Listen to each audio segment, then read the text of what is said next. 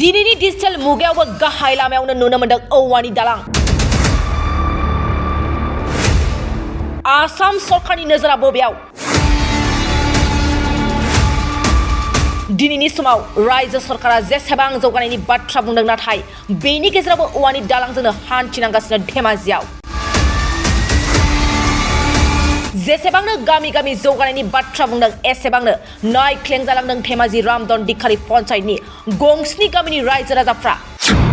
नंगौ, धेमाजि जिल्ला रामदन दिखारि पन्चायतनि गंस्नि गामिनि रायजो राजाफ्रा गोबाव समनिफ्रायनो गाहाय लामायाव औवानि दालां होनानै हान्थिगासिनो।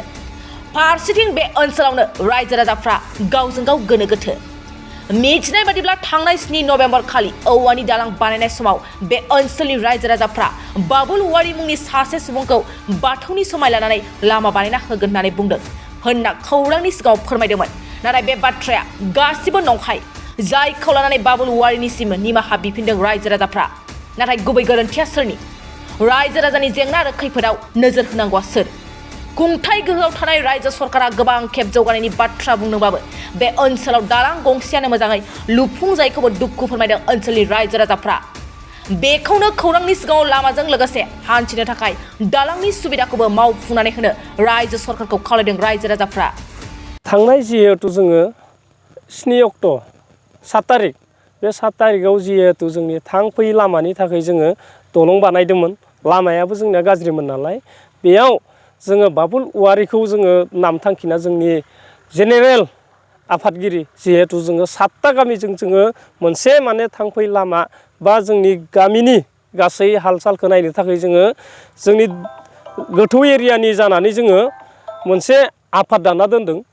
7ता गामिजों मोनसे जोङो आफादगिरि नेहाथारि, लेङाइ आफादगिरि आरो लेङाइ नेहाथारि जोङो दानानै दोनदों। बेयावनो जोंनि 7ता गामिनि गाहाय आफादगिरिया जिहेतु बाबुल औवारीखौ बिथाङा नाम थांखिना बुंबाय, खिन्थु बिथाङा बुंफ्लांदों माने बिथाङा जिहेतु 7ता गामिमोन ना, बे 7ता गामियाव बे थांफै लामायाव लामा खोनायाव बा टिका लानायाव 49 L जिहेतु लामा लादोंमोन, बेयाव बाबुल औवारीया बिथाङा दाख्लै जोंनो फोरमायहरदों जे बिथाङा बे लामायाव गैया।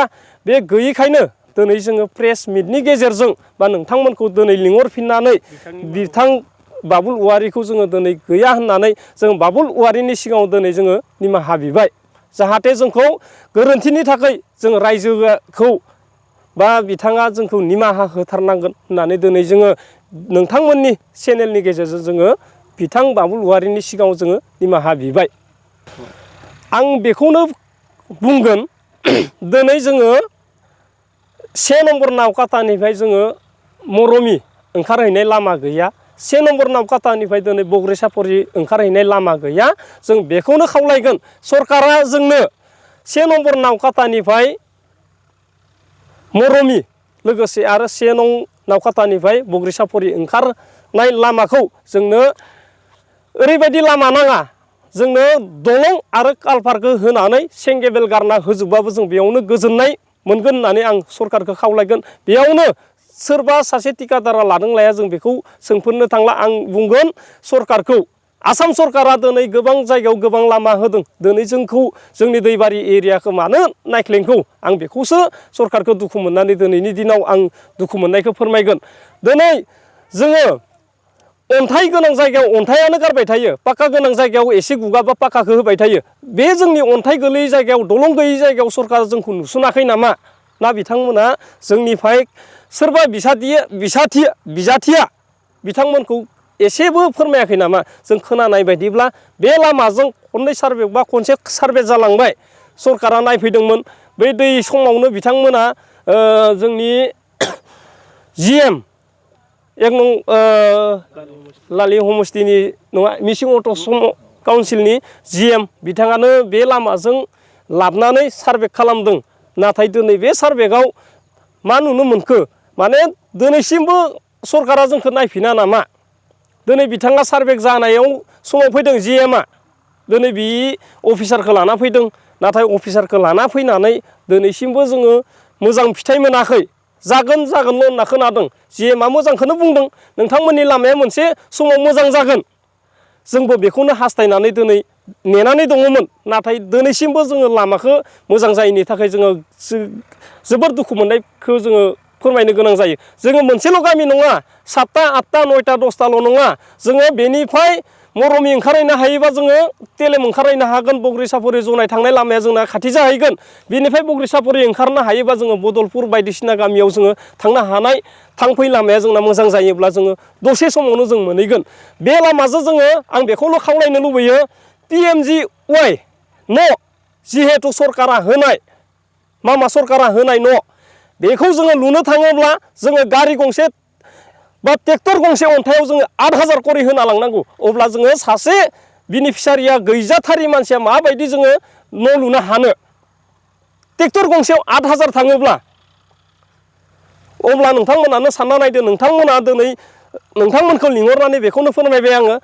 PMGY न' जोङो जेब्ला IY होनोमोन बे न'खौ लुनो थाखाय जोंनो ट्रेक्टर गंसेयाव 8,000 करि गोलैयो होमबा जोङो इटा 100टा लाबनोबा जों बेसेबां रां गोलैबावगोन जों बेखौ बुंला खिन्थु जोङो दुखु मोननाया बेसो बे लामाया जुदि क्लियार जायोमोनबा जोंनि बा 7टा गामियाव जेसेबां न' मोनदोंमोन बिथांमोना नांगौ बायदि सरकारनि रुल बायदि जों न'खौबो लुफुंनो हाया आरो हाखानायबो नङा ट्रेक्टर गंसेयाव जोङो जुदि 8,000 थाङोब्ला जों बोरै न' लुफुंनो हागोन बेखौनो आं सरकारखौ खावलायदों थांफै लामाया मोजां जाब्लानो जोङो मोजां मोनगोन बेजों जोंनि उन्दै उन्दै गथ'फोरा फरायसालियाव थाङो लोगोसेनो जोङो सासे मानसिया बेमार जायोब्ला डिलिभारिखौबो जोङो बुंनो थांगोन बा सासे मोजां मानसियाबो सानसेनो जों बेमार जाब्रबनो हागौ मेडिकेलाव लांनो थाखाय जोंहा जेखैबो राहा लामा गैया बे लामानि अनगा जोंहा जेरैबो सुबिदा गैया बेखौनो आङो सरकारखौ खावलायगोन बे लामाया जेसेबां हायो जोंनो सरकारा आसाम सरकारा जेसेबां हायो जोंनो थाबैनो बे लामाखौ जोंनो मोजां खालामना होनांगौ लोगोसेनो दलंखौ जोंनो बानायना होनांगौ होननानै आसाम सरकारखौ खावलायबाय लोगोसेनो बेसेन नाङाजासे 5 लिटार पेट्रल गंनै हेलमेट सीट कभार 12 टाइम्स वाशिं कुपन मोननो हागोन